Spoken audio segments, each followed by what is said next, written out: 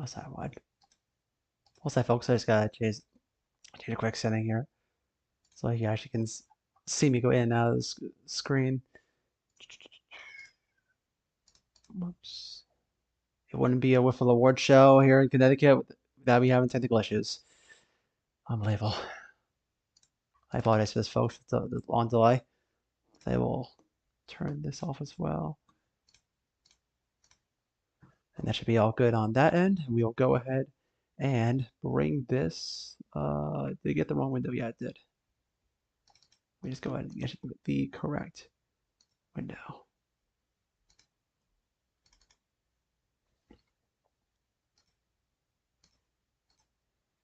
We'll go ahead and get this note, which was the key.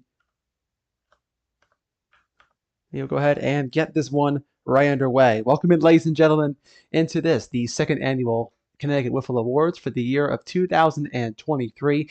If you're able to join us this evening, welcome aboard to the live stream. Again, I am your host, Ben Fiore, founder and commissioner of the Connecticut Wiffle Ball League.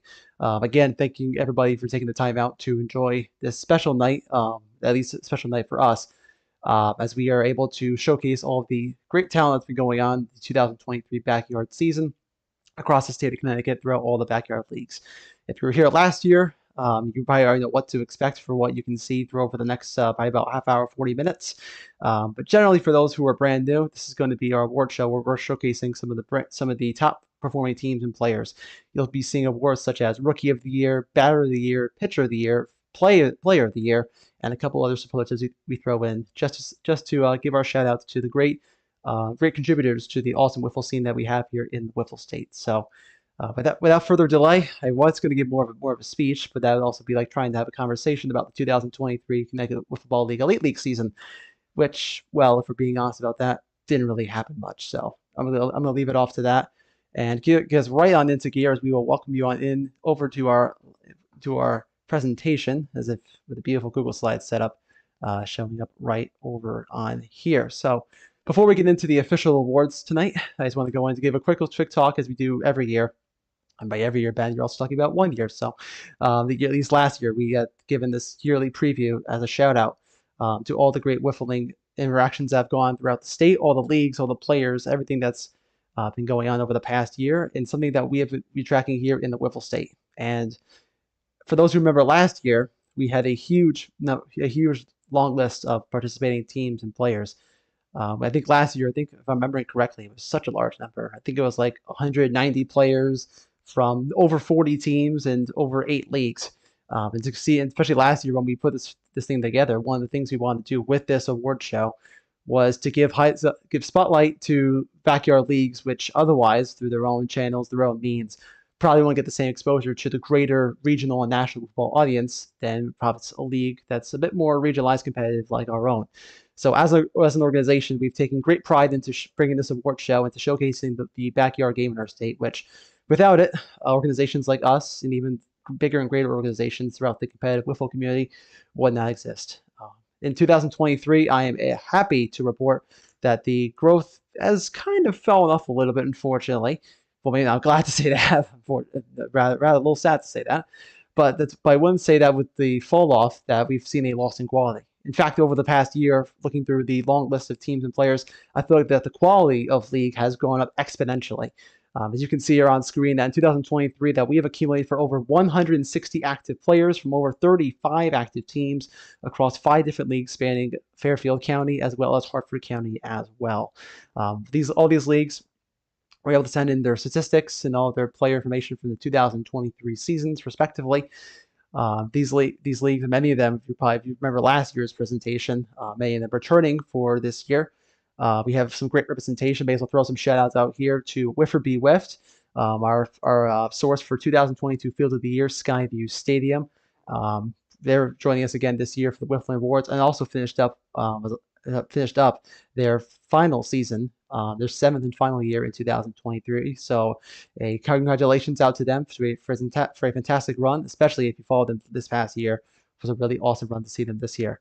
Also wrapping things up this year was also the Darien Wiffle Ball League, a league that, at least personally, in my own studies from doing this review and the award show last year and into this, The Darien Wiffle Ball League has been a league that I feel like has been a really big echo, especially on the YouTube side, for being the face of backyard wiffle ball in the state of Connecticut. They also, too, wrapped up this year, but they also did so with a nice, shortened, and awesome season. And I'm sure all the guys are both happy, and plus, same could be said for Wiffle Be Wiffed. They're both happy and sad that they were able to go out on a positive note in 2023. So great to see them involved in this 2023 season. But as well, we've seen some leagues leave. We also seen some leagues rise and take their place. We've seen the likes of the Norwalk Family Wiffle Ball League into to their third season in 2023, or their fourth season. Might have to begin that wrong. If it's either 2020 or 2021 they started. But 2023, after probably some critiques, even just some general evolution of the league, over this past winter, they were able to put on their biggest season yet, and also crowned off with an awesome championship series. So great to see them also bringing an awesome light to being an awesome backyard league up and coming over this past year, but also not to be necessarily outdone, but to be a great comparison to the Sono Wiffle Ball League, the 2022 previous year winner for Connecticut League of the Year. They also had, again, another great year this season. 8 teams, I believe, over 35, 40 players for them as well. And overall, especially from the aesthetics, upgrades to the field, some brand new jerseys, which I do say myself, even outdo the CTWL jerseys in years past. So to Jeff coaching all the guys at CTW at the not CTWL, the SNWL management, I mean, hell of a job right there. That was just some absolutely awesome stuff, and we personally love to see it at the CT Wiffs Review and Connecticut Wiffle Awards. So jersey comparison, the Wiffs Review this year, I don't know. I'll leave it to be. I've thought about it. Maybe we'll do it when we release it. Maybe food for thought there. But as being just bringing it all together, just an awesome collection of leagues and from games, from new faces, many returning. And I think especially building off 2022, a lot of leagues were able to take a step forward, whether it be the final step or a step up the ladder, to showing themselves off as not being just a great way for just people to communicate, great way for people to just get together, but also to compete and also to share this great love for a game, which, as many probably wiffle people probably around the world probably forget, it was started right here 70 years ago, right down in Shelton, Connecticut. So with all these great leagues, even though we've seen some leagues go and some leagues will leave the end of this year, I feel like that with the quality of things that have been going on this year, we are really happy to see what has happened over the past year. And I think that going into 2024, I think it's going to get stronger and better. Some of these leagues continue the momentum and continue the great positive energy that being a part of this backyard community is all about. So before we get started, to all the leagues, a big round of applause, a big shout out to all of them on a fantastic 2022 season. And without further delay, without trying to talk about too much, let's go dive into our first award of 2023, which is going to be the same as presentation as 2022, which is Connecticut Rookie of the Year. Just basing it off of last year, this year was probably a bit of a shorter pool in terms of the player count, especially last year we had a lot more rookies come across the many leagues. I mean, having more leagues is also more attentive to that. But that's not to say that we've had some awesome and fantastic performances over the past year, as you'll see with our nominees here for Rookie of the Year. So, and I also may as well give this out before I go through the nominees, because there'll probably be one player which you're probably going to say, oh, Ben probably should have been on this list. And the reason is that these players have to be genuine rookies. So if there's a player that is debuting in another league, even though they've started another league, that nullifies their statewide, their Wiffle Awards eligibility for being a rookie. So this is completely first year, first league experience for rookies. And for this year, your 2023, without further ado, your 2023 Connecticut Rookie of the Year nominees are as follows. As I move myself off the screen, with your nominees being David Harry from the Rowayton Waiters of the Norwalk Family Wiffle Ball League, being joined alongside Danny Miller of the Fireballers coming from the Sono Wiffle Ball League. Other nominees include Cam Rice Jr., also from the Rowayton Waiters of the Norwalk Family Wiffle Ball League, FWL for short. And your final nominee, your fourth and final nominee, is Jake Soma from Space Force, representing Wiffer Be Wiffed out of New Canaan, Connecticut. So those are your four nominees for Connecticut Rookie of the Year. And without further ado, your 2023 Connecticut Wiffle Awards Rookie of the Year is going to go to Cam Rice Jr., Rowayton Waiters, Norwalk Family Wiffle Ball League. This is, pretty obvious to say it, but this would be in his first year. Cam Rice Jr. is able to bring home his first award in these Connecticut Wiffle Awards in our second generation, and doing so with actually a fantastic job for the expansion franchise in the Norwalk Family Football League, the Rowayton Waiters. A great story they were, making it all the way to the NFWL World Series in year one.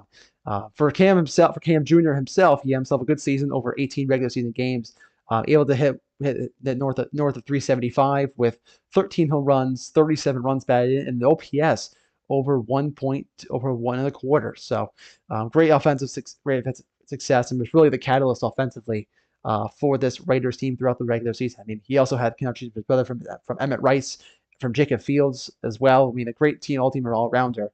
But Cam Rice, being the captain of the team, was able to take the offensive side on his shoulders this year, and able to propel them into first place in their respective division, a comfortable job in the regular season that they were able to take to into a league championship victory and a trip to the NFWL World Series. Unfortunately, they were denied by the eventual champion Calf-Pastor Penguins. But for year one, for Cam Rice Jr., in a league which didn't have a whole lot of rookies this year, he was able to make the expansion team really stick and really stand out amongst some really good players in the NFWL. Many of them from the NFWL you will be seeing later on in this awards show. So, congratulations to Cam Rice Jr. on winning Rookie of the Year. Don't want to be talking about this too much, so we're a little short on time as it is. But I want to go ahead and dig into the next award, which is going to be Connecticut Play of the Year. This award, rather self-explanatory in of itself, but this award is going out to present. Let's bring myself back on screen. This award goes out to the top play, just play in the field from over the past 2023 regular season. This could be anything from crazy walk-off home runs, diving catches, robs, the nastiest wiffle ball pitches you've ever seen in your life, circa going back to Liam Wallace 2020. Anything and everything is on the table here. And for this year, unfortunately, we didn't really have a whole lot of submissions, probably due to just the league's getting a lack of video coverage for every single play, which I understand is totally tough. But unfortunately, just due to that circumstance, we haven't had a whole lot of submissions for top plays. But we were able to find one, which, even though for those who remember last year, just the amazingness of the kick Mary play, for those who remember Breham from the Sono Scorpions in the playoffs from the NFWL 2022.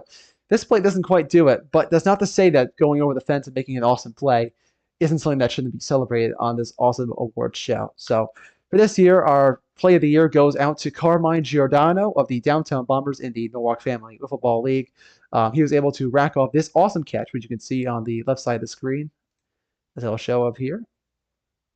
Goes up on this lazy fly ball to left center, one hand over the fence at Anastasia Field, and takes it back. I just have to just mute that for a second so I can talk over. Just getting loud on my mic or my headphones.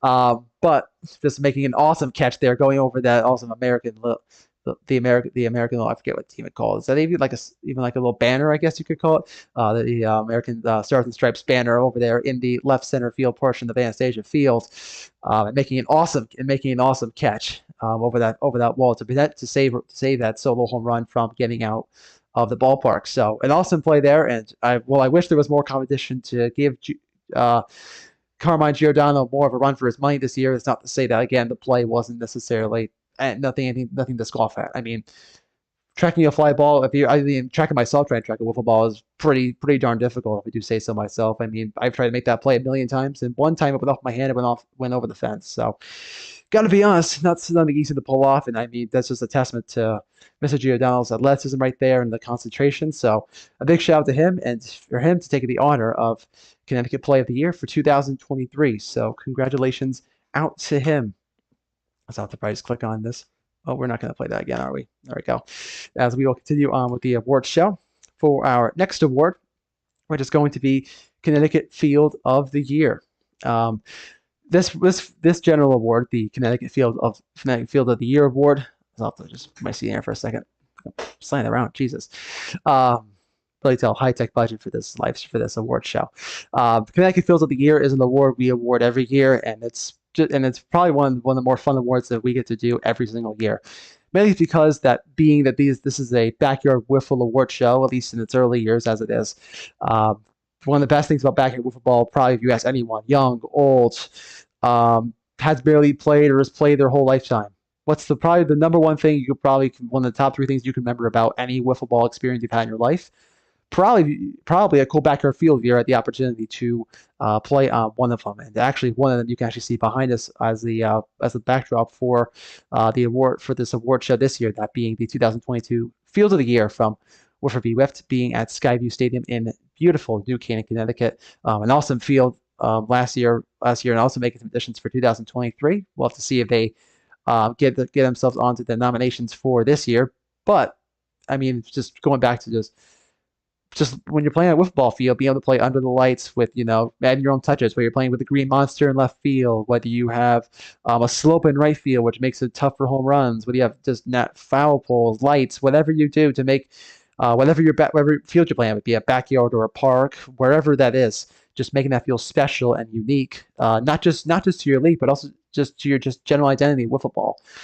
Because I mean, without the fields, I feel like without the miniatureness of the fields, let alone their decorations, and really special, and really when you add the flavor on top of the decorations, there's definitely I definitely wouldn't say that wiffle ball would be as cool or as niche of a sport, or have this cool little section of it being the field construction that you see out there than there is.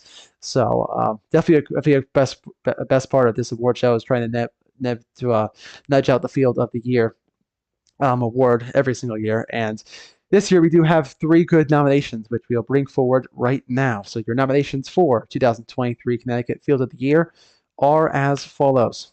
We'll bring it up with Anastasia Field, the home of the Norwalk Family Wiffle Ball League. This is actually the field they played on last year in 2022, and it comes back for its second straight nomination here in 2023. New field this year for the Sono Wiffle Ball League. They've had multiple configurations at Brian McMahon High School in Norwalk, but they've played on the brand new softball field in 2023, and that configuration, we should say, is getting the nomination for this year. A really awesome field with some of the awesome tree little shrubbery stuff out in the left field side of the field. I mean, you also got the awesome fencing up top to really also give you that awesome turf, that really awesome nice shaded area. Really nice field for the SNWL. And your final nomination, returning to defend its crown from 2022, that being Skyview Stadium for Wiffle Be Whiffed in New Canaan. For those who remember last year, we see that the field has made some nice couple additions for this year. We've seen the nice little left field, I guess, bleacher spot with the little granite stairway, and in this backyard, wherever it is, we got the awesome lights. Lights in the field, lights over the bleachers, some LED lights on the home field, on the top of the fence, strike zone. Lights. Nighttime wiffle ball. What else you gotta say for that? If I do say so myself, right there. So those are your nominations: Skyview Stadium, Brian McMahon in the softball configuration, and Anastasia Field. So those are your 3 nominations. And without further ado, your 2023 Connecticut Field of the Year, with a lot of anticipation, knowing that 2 of these fields want to win it last year, and in fact it's come down to those 2 again this year. But in 2023, your Connecticut Backyard Wiffle Field of the Year is going to go to Brian McMahon High School, the softball field, home of the Sono Wiffle Ball League in Norwalk. I actually now just speaking on my own just, I guess, diary or almost just dialogue, what happened in the aftermath of last year's first awards show. I actually was in conversations with Jeff Kochia, the commissioner of the SNWL, and the first thing that he DM'd the league's social media account when it was brought to my attention from our social media guys. The first thing he brought to attention was, how in the world did we not win the 2022 Field of the Year? And one of the things I said was that, the field was awesome. You're playing just like this field that won this year. They've had a field that's plays on turf. You got the nice awesome fence.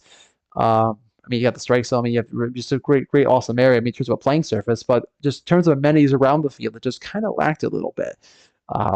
Compared to something like Skyview, which had the lights and the bleachers, and also playing in the backyard, which it's backyard wiffle ball. It's literally in the name. It's literally in the field. So why this year, Brian McMahon? Why didn't Skyview win this year? And the reason why that is that there were some nice additions to the field. It's not pictured in this picture, but there was also the addition of temporary fences to give the field not just a perimeter look with the perimeter fencing of the softball fields, but also to use these temporary fences to give the field more of a diamond look, which while temporary, gave it an awesome, gave it more of, I guess, wiffle ball specific feel rather than just using the perimeter and just going with it like you'd see with some other fields in other leagues around the state. But we also had the addition. I mean, again, the shrubbery in the left field side. I mean, the fencing going around, the top protective home run catch fencing going around the top of the field. I mean, the views. I mean, just everything just felt like it just had a bit of improvement. And I think just the overall atmosphere of this field, when you compare it to something like Skyview, is something that the two are equal. And I mean, between the two, honestly, it was a coin flip.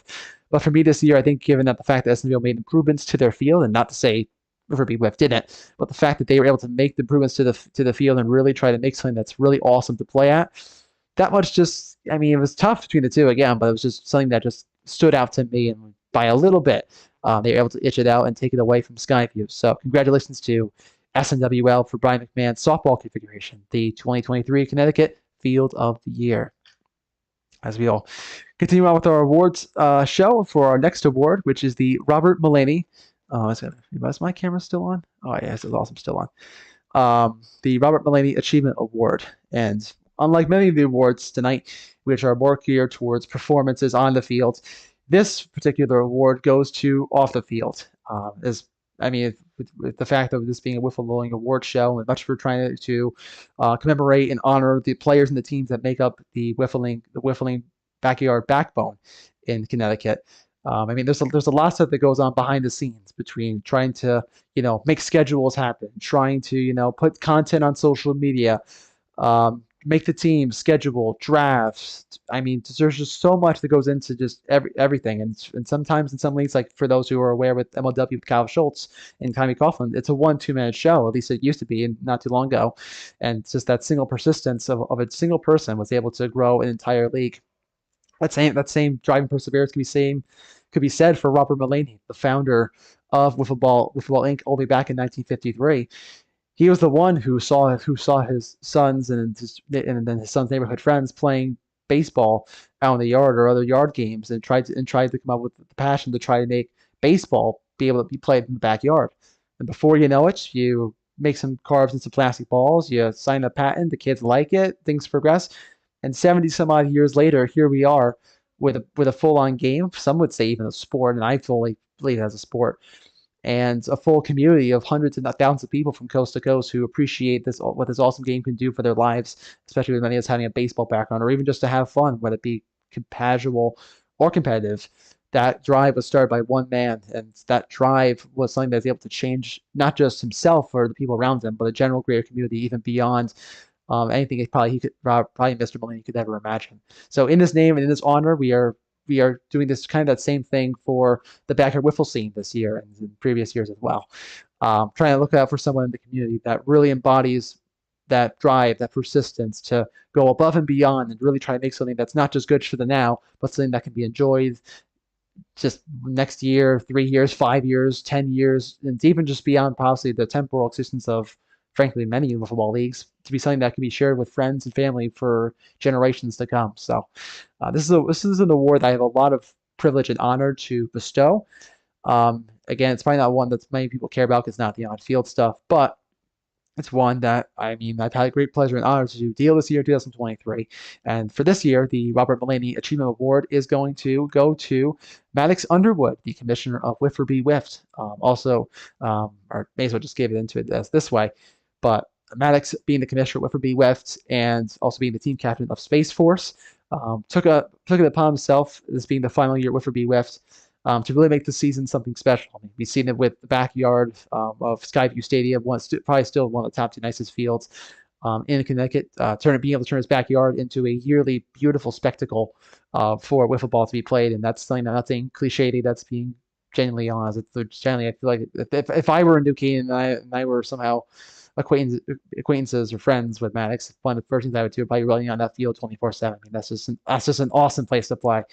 But getting my own passions aside there, just taking it upon himself to really boost everything about the league. I know that actually last year when the CT Wiffs review, when I cultivated last year, I gave a lot of criticism to the fact that League didn't have a lot of a social media presence. And what did they do this year? They post a bunch of new stuff, and not just the preseason stuff they've done the previous years. They posted final scores, several mid-season stat updates, final scores, standings, stats, stat leaders, and on top of that, all the other cool photos and awesome photogrammetry and stuff they did over the past couple of years with their awesome partners and stuff. So when you add the media that they had with some more content, it really gave more of the fact that it's something that people, not just in the league, could appreciate, but people outside the league, especially here us at the CT Wiffs Review and at the CTWL, something that we could also follow along with and really see the growth and the progression of the season, which is something that they really weren't fully transparent about in years past. So to see that really be at the forefront was a really awesome experience, no doubt. And I mean, that's just one part of it. Was the media portion. That was one portion of it. The other portion was also media, but something that honestly, if I'm being brutally honest, did I expect this out of Wiffle Wiff to pull this out of them? No, I didn't. But Maddox took it upon himself to provide a full-on documentary, mini documentary, movie, whatever you want to call it, a full-on film showcasing the 7-year history of the now defunct Wiffle Wiff League in New Canaan. This being what you see on screen here, Wiffle Wiff the movie. I actually just watched it over the past weekend as I was deciding the awards, and if I'm not gonna try to give spoilers, I mean, for those, I mean, if you haven't watched this already, you call yourself a Wiffle fan, I would highly recommend this. It was really well put together, plenty of interviews, great insight into the rivalries and the history of Wiffle Wiff. So really cool stuff. But the last couple minutes of this documentary reminded me of a particular film, or not a film, or another short video, that being the all-time highlights for FT Wiffle, the old league back from the late 2000s, early 2010s in New Jersey. And that league in the last couple of seconds had a really cool walk-off, I guess, scene where they had the commissioner Stephen Gethard walk off the field, and he also brought to some awesome, I think it was M33, like interstellar music, and the lights went off, and it was this awesome ending scene. At the end of this movie, there was also the scene where they had all the players partnered almost shoulder to shoulder with each other, right with each other, right as they in the same field that they almost the exact field, and on the same property they started with 7 years ago, right next to each other as the lights went out, and it symbolized the end of a long friendship and partnership and the big bond that they had over the last couple of years. And I'm gonna be honest, not much in sports moved me, but I mean, to see that on the film was something really awesome. To see that brotherhood and to see that connection in that final, I guess, media piece that we'll probably ever see for Wiffle Wiff, unless there's a comeback with the beer league. I mean, Wiffle Wiff Navy. I mean, if you want to go ahead and keep them going, I mean, by all means. But you know, I mean, just the film was just awesome, and it really shows the brotherhood and the connection, and the quality was fantastic. I mean, it didn't really suffer from its length compared to some of the other short form content they've done in the past with videos and hype videos. It really felt like they really went all out for this final season, and this film really went to showcase their connection with the sport and their connection just as human beings. And that's something that was really stood out to me when watching this film. So just with the work with this, the work with the social media, the work with the field, I mean, just overall, it was just a really awesome league to see come together this year, and was really showcasing this film. So a big shout out to Maddox for his 2020 contributions, and very well deserving of the Robert Belady Achievement Award. Congratulations to Maddox and Wiffle Wiff for that as well. Not sure play the film right now. I mean, as we're just going through the film, I just want to take a quick moment while we're going to just give myself a break from just talking the awards, but to also just give an overall chat, just, you know, with just the overall state of wiffle ball in the state as it is right now, now with the slang Benny, come on. But just generally, right, as I was talking at the top of the show, the current state of wiffle ball is kind of in a slowing spot per se.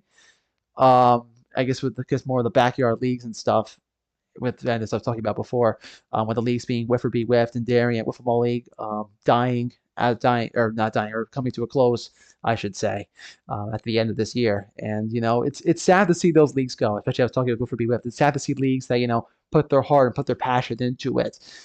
Really, they're everything. Really, they're everything. And I mean, just generally, I mean, when we see leagues go out like that, I feel like that should be the bar that should be set for all leagues, whether it be your first year, your last year, any year going about it.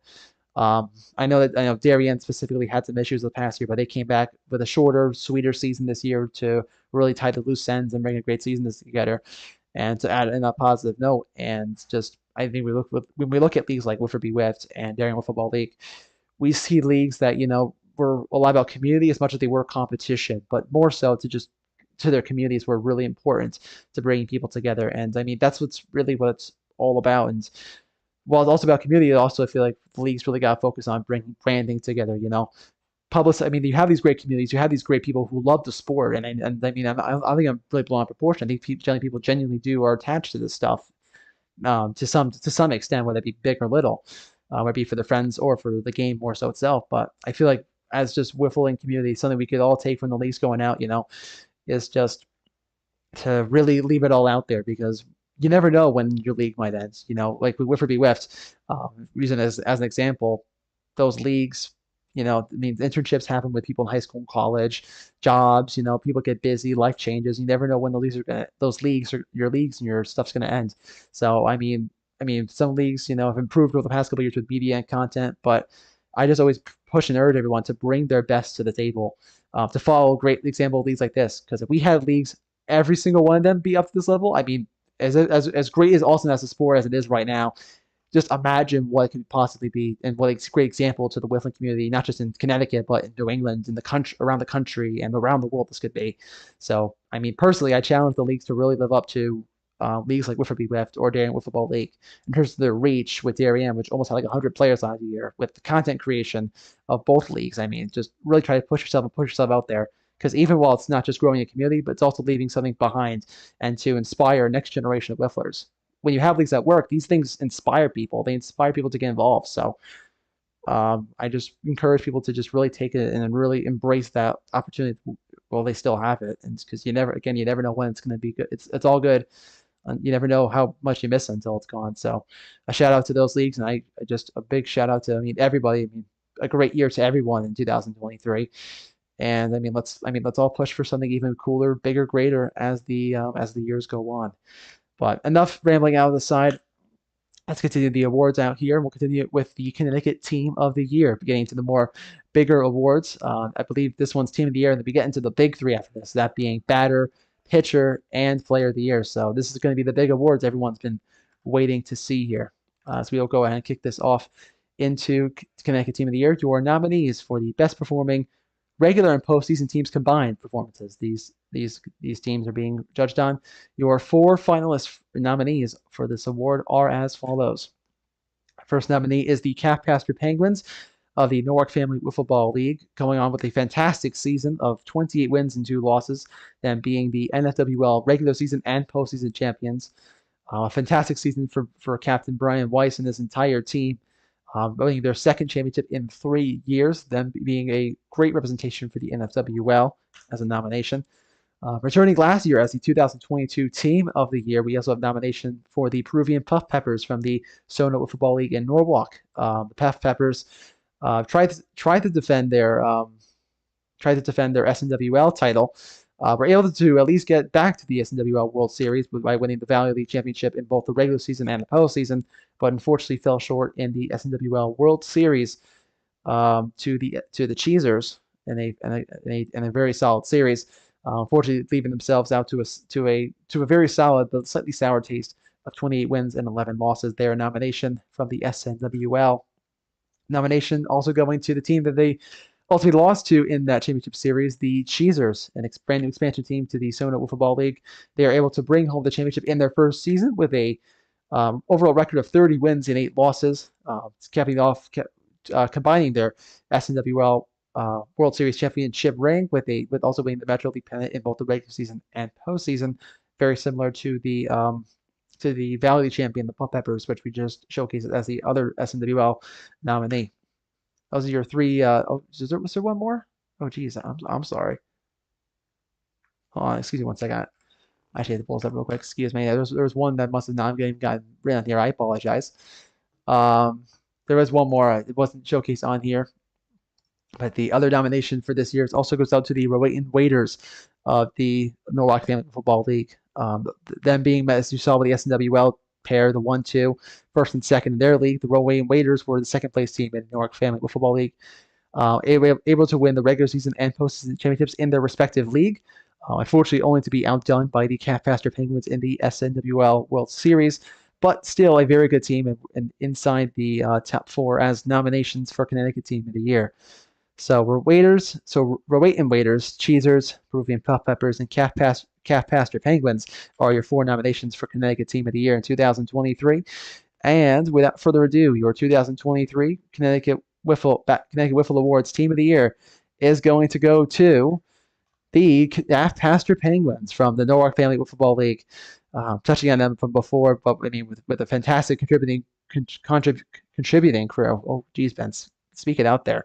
But the Penguins have themselves a fantastic roster to work with this year, and for the second time in 3 years, were able to bring home the championship.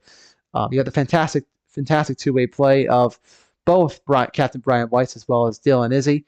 Those two were able to lead the charge for them, and with great contributions behind them as well. Generally had a great three-team monster, which, if you've seen other football leagues on YouTube, sometimes the core 3 is all you need to power yourself to a championship. And I mean, they were able to just dominate their way to the championship across not just the 24-game regular season where they went 22-2, but also in the NFWL playoffs where they won a perfect 6-0, not losing a single game, not even in the league championship series, not even in the ALCS, not coming from the American League, but also in the NFWL World Series to the Rowayne Waiters, where they beat him with a clean sweep. So big congratulations out to the Calf Pasture Penguins as we see a new team, as that logo's off. It should be SWL, should be FWL. Apologies for that. But the Penguins able to bring it home in 2023 as we see a new team into the roster of Connecticut Team of the Year.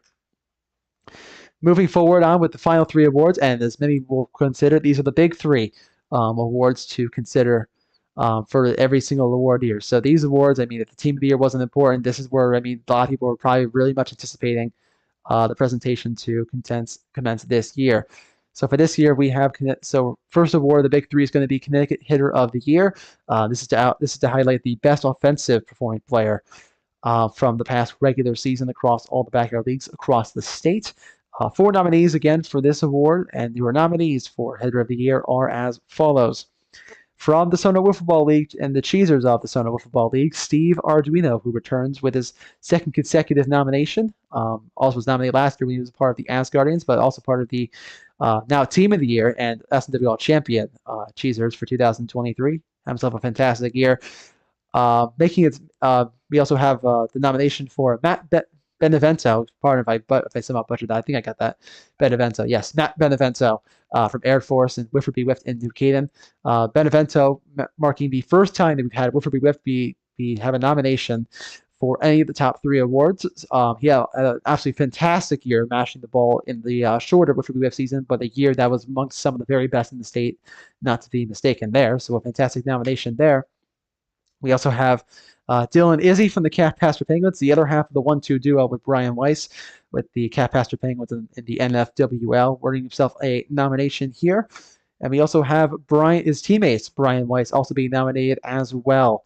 So we have the 1-2 duo you have the 1-2 duo with the NFWL World Series MVP right here with Brian Weiss. We also have his teammate Dylan Izzy with a fantastic year as well.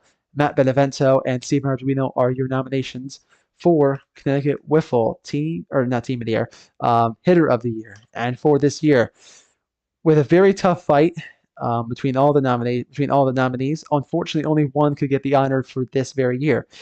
So with that, your 2023 Connecticut Hitter of the Year is going to go to Steve Arduino of the Cheesers from the Sono Wiffle Ball League. Just came up short of winning it last year for Steven, but not to be outdone in 2023, playing a full season with the expansion Cheaters and himself an absolutely fantastic year. We're talking about a year where he was able to hit 500, which, if I'm not mistaken, was the league lead amongst qualifiers as a batting average. If I'm not mistaken, even I keep somehow forgetting this. So Steven, if I'm getting this wrong, I apologize in advance. But I mean, just between the fact he hit a 500 average, 21 home runs, 55 runs batted in, you're almost talking 2 RBIs every single game, which which what I was saying before, which I believe is the SNWL Triple Crown for this year. If that is the case, I mean, even if it's not, I mean, just looking at the numbers, I mean, how do you not complain with having the heart of the lamp be the same guy that was the anchor for a team that went to the championship, to almost made who was basically been involved with the championship the last 2 years, or at least the league championship series around the last 2 years, and been able to take their team far to the postseason the last 2 years. I mean, you talk about an OPS over 1.7. I mean, what an amazing year for Steven Arduino. I know last year, I mean, he had a fantastic year with the Asgardians, only to come up short. But I bet you that when he gets to be able to see this, I bet you, Steven, I mean, hopefully you're excited for this, because I mean, it was a tough war to decide when you had some other great contributors in other leagues. But given the competition in SNWL this year, you were able to eke it out this year and able to earn the exclusive honor of being the Connecticut Hitter of the Year. So congratulations to Mr. Arduino for winning Connecticut Hitter of the Year for 2023. As we'll bring it on to the counterparts for the good hitter, there's also going to be a good pitcher sometimes. And so we're going to go through the nominations as we did for the best hitters of 2023. We're going to do so for the best pitchers of 2023 for Connecticut Pitcher of the Year. Your nominations, without further ado, are as follows. From the Peruvian Puff Peppers, we have Ben Buckenfuso, the SNWL Rookie of the Year, and also this year the SNWL Cy Young winner.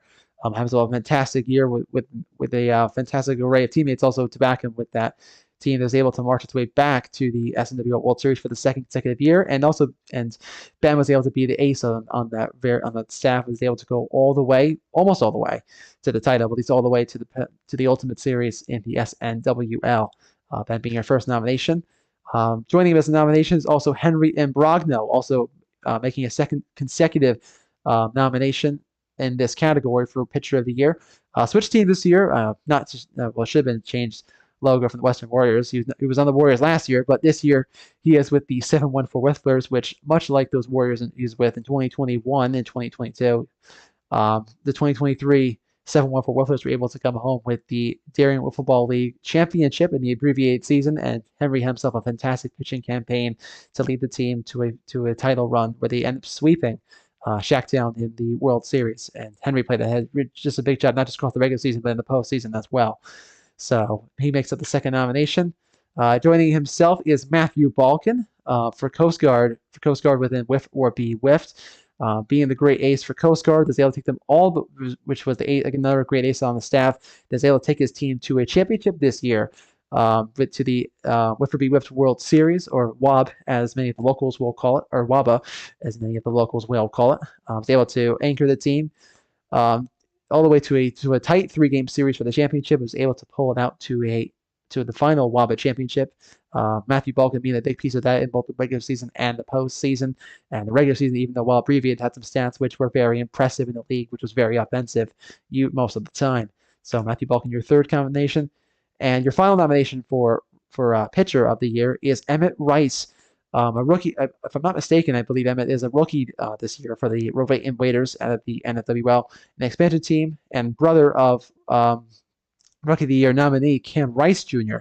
Emmett had a fantastic year, even this maybe despite his younger age compared to maybe some of his opponents.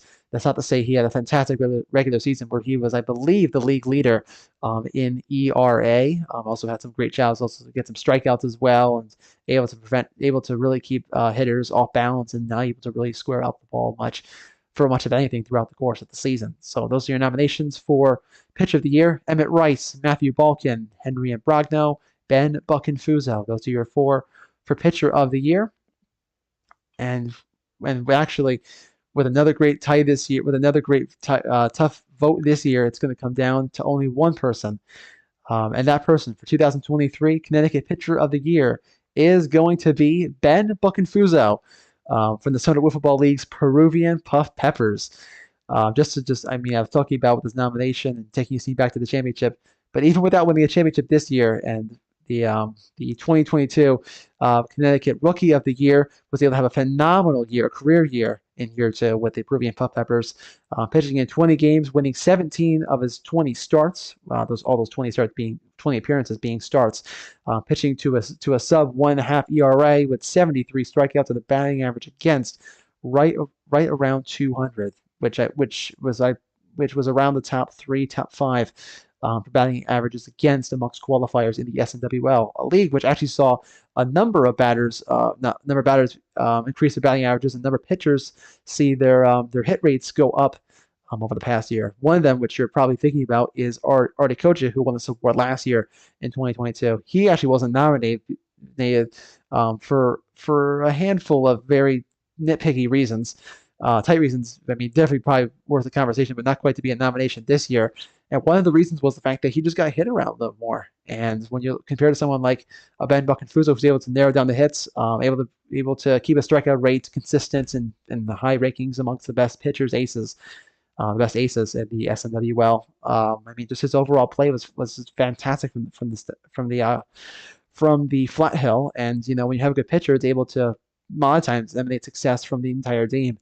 And the Peppers did this year, able to ride Mr. Buckenfuso all the way to the SNWL World Series. So a congratulations to Ben Buckenfuso, winning his second award, or actually his third award, also not to be outdone, also by winning Connecticut Hitter of the Year last year. So Rookie of the Year, Batter of the Year, and Pitcher of the Year in the first 2 years of these awards for Ben Buckenfuso, and also trophy cabinet for him. And a big congrats to him for this specific award, Connecticut Pitcher of the Year 2023. And that leads us finally off to the final award of the evening, the one you probably have all been waiting for, and one that I know which will probably turn some heads, and for some, probably bring a lot into angst and anger for a long off season. This one being your Connecticut Player of the Year for 2023. We had 4 great nominations for this year, all of them very much deserving to be in the conversation, but only one could be the best all-around player in the Connecticut Backyard Wiffs for 2023. Your nominees are as follows. Without further ado, press the right button. From the Cheesers in the SNWL, Steve Arduino. I'm just going to go with actually no introductions here, or limit them as much as I can here. From the D-Gens in the Sona Wiffle Ball League, Artie Kocha, the defending champion of this award from 2022 when he was formerly playing with the Demons, a team that made the World Series last year. Not quite able to do it this year, but had a phenomenal year hitting-wise, and while I was not having a slight down year pitching, he also at the same time had one of the best pitching seasons in the SNWL. In 2023. So on the year, a career year in hitting and a great year of pitching still put him in contention to defend his title in 2023 for Player of the Year, excuse me. Also joined by Brian Weiss, okay, I butchered that, excuse me. Brian Weiss of the Calf Pasture Penguins from the NFWL.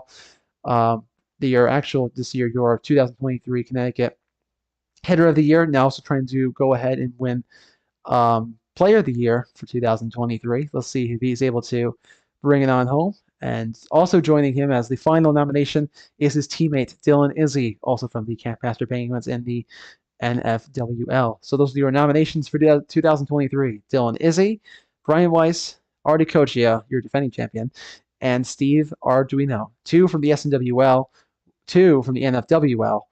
It's with a lot of anticipation for this year's winner. The winner is with one click of the keyboard here, which will be shown to the public. It's with great honor and with great distinction to award. Am I on screen here? I should make it on screen for this announcement.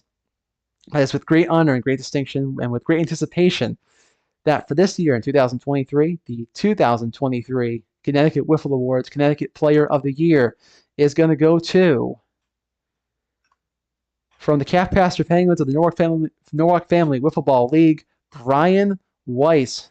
And I mean, just first of all, just give a round of applause to the biggest award winner of the year, Brian. Congratulations out to you. And just to bring him up here, winning his second award of the night alongside Connecticut Hitter of the Year for this year. There's the fact that unlike any other player in Connecticut, there were actually 2 players this year who were actually able to do what he's done, and that's actually play in 2 separate leagues over the course of the season. That being for Brian, that be playing in his home native league, the NFWL, the Norwalk Family League, as well as playing in nearby Sono in the Crosstown League. He's able to play in both leagues this year, and unlike any other player this year, he was not able to just do well in both, or just do good in both leagues. He's able to absolutely dominate the competition offensively in both leagues. In FWL, just look at the stats right there. We're talking averages north of 600, north of 600. We're talking 25 home runs in 16 games. You're very much well approaching like almost 1.7 home runs per game with the regular season, which I mean, it's almost like Kyle Schultz, like 2013-14 numbers, just absolutely ridiculous. Over 60 runs batted in, an OPS north of 2, which is just absolutely ridiculous, even in the more offensive league as an FWL.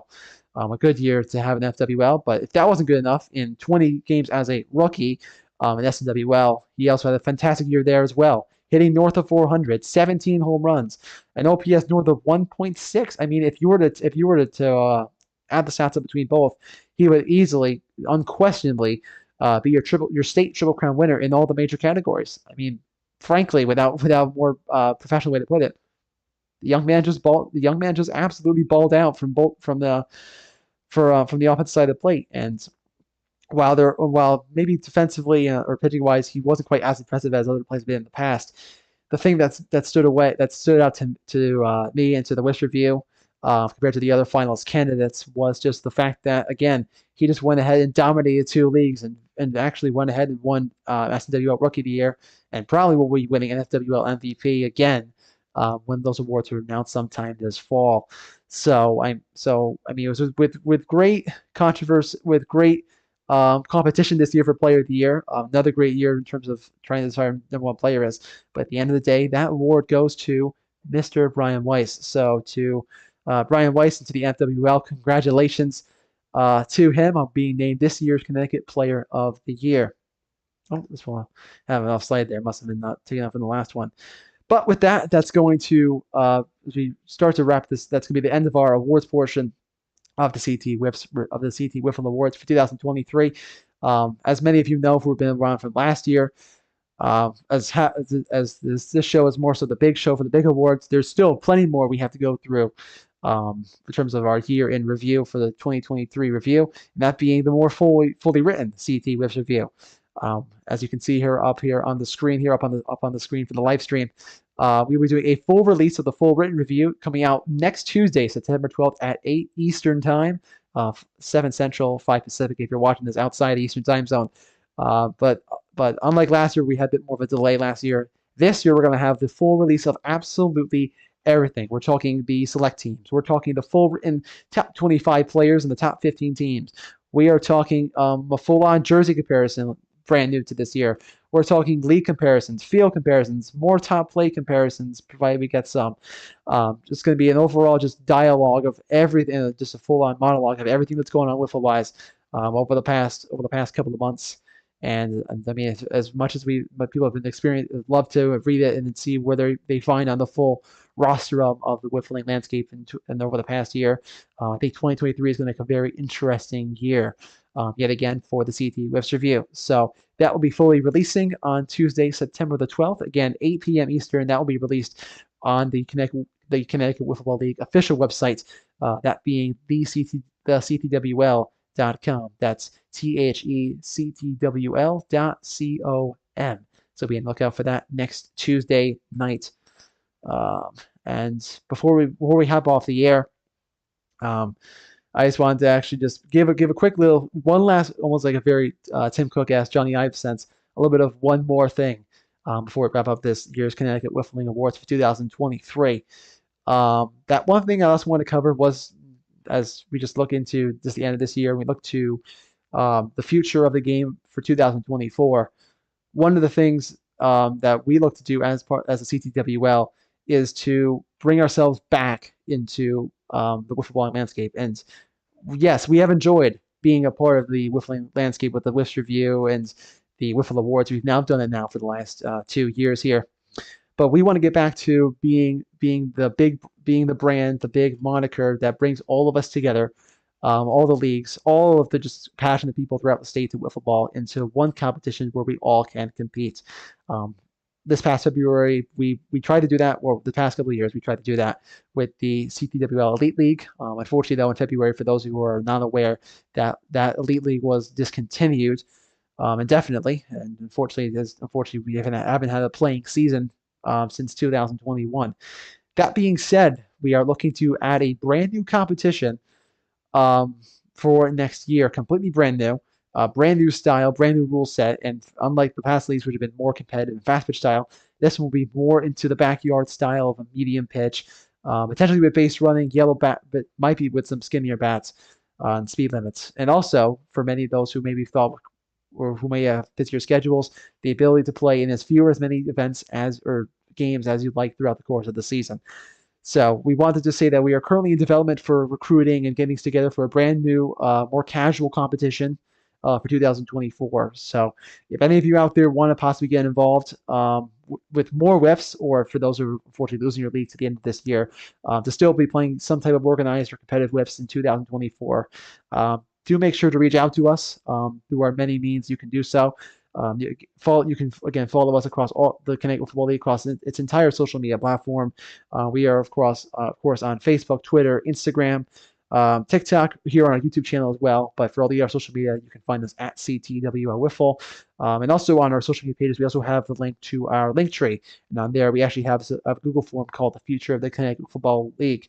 If you are looking to possibly play in this new style next year, and either want to play or possibly even get involved with the development of it, make sure to fill out that form, or to possibly DM or email us directly, and we'd be happy to keep you on board with any future updates that go about.